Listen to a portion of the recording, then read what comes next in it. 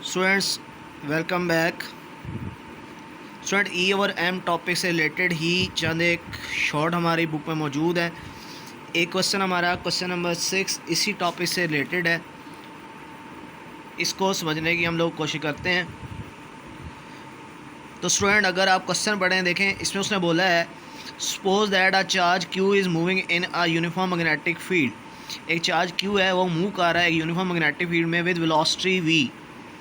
Why is there no work done by the magnetic force?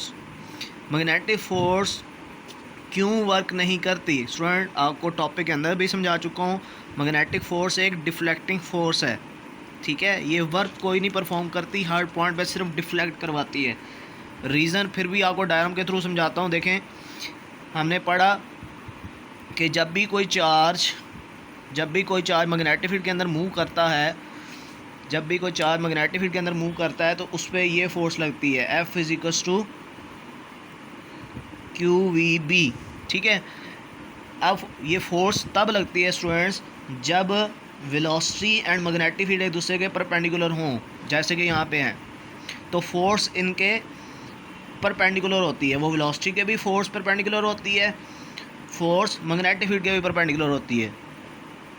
अब student जिस direction में velocity होती है उसी डायरेक्शन में क्या होगा, डिस्प्लेसमेंट। तो फिर वेलोसिटी अगर फोर्स के परपेंडिकुलर है तो डिस्प्लेसमेंट भी फोर्स के क्या होगा, परपेंडिकुलर।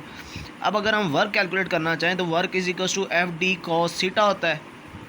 तो F और D में एंगल 90 है, cos 90 0, तो वर्क क्या हुआ, 0। तो स्टूडेंट ये जो मैग्नेटिक फोर्स है आल्दो कि ये एक्ट करती है लेकिन ये वर्क कोई नहीं परफॉर्म करती, ये सिर्फ हर पॉइंट पे सिर्फ थोड़ा सा डिफ्लेक्ट करवाती है। तो इसका आंसर आप नोट करें। देखें, the magnetic force on a charge particle will act normal to the direction of particle, so the work done by the force is given by W = FD cos 90 which is equals to 0.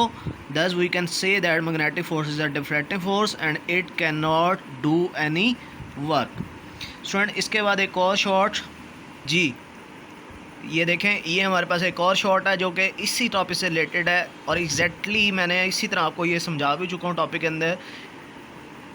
How can you use a magnetic field to separate isotopes of chemical element.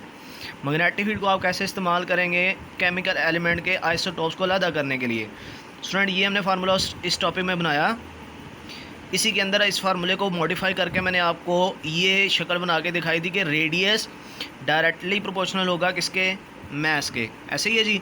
तो अब देखें, मैंने आपको कहा था कि अगर lighter particle होंगे यानी कि जिनका मैस कम होगा तो जब वो मैग्नेटिक फील्ड में जाएंगे तो वो रेडियस अपना सर्कल ऐसा बनाएंगे जिसका रेडियस कम नज़र आएगा। और अगर हैवियर आइसोटोप्स एंटर होंगे, मैस ज़्यादा होगा तो रेडियस ज़्यादा बनेगा, ज़्यादा रेडियस वाले सर्कल जो हैं वो वहाँ पे हमें नज़र आएंगे। तो इस तरह on the basis of their radius हम आइसोटोप्स को जो है वो क्या कर सकते हैं, किसी भी केमिकल एलिमेंट के वो सेपरेट कर सकते हैं। तो ये स्टूडेंट हमारे दो शॉर्ट थे इस टॉपिक से रिलेटेड। नेक्स्ट इंशाल्लाह इन्हीं टॉपिक से रिलेटेड हम MCQs भी है वो भी ट्राई करते हैं। तब तक के लिए स्टूडेंट्स अल्लाह हाफिज़।